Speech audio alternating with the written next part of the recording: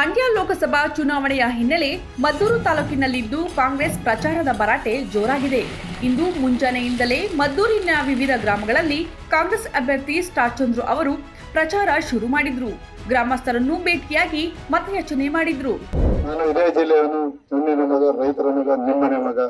ನಮ್ಮ ನಾಯಕರಾದ ಸಿದ್ದರಾಮಯ್ಯ ಸಾಹೇಬರು, DK ಸಾಹೇಬರು, ಚಲವಣ್ಣರು, ಉದಯರು ಎಲ್ಲ ಶಾಸಕರು ಒಗ್ಗೂಡಿ ಒಮ್ಮತದಿಂದ ಅಭ್ಯರ್ಥಿಯಾಗಿ ಮಾಡಿದ್ದಾರೆ. ನಿಮ್ಮ ಸೇವೆ ಮಾಡಕ್ಕೆ ಒಂದು ಅವಕಾಶ ಮಾಡಿಕೊಡಿ.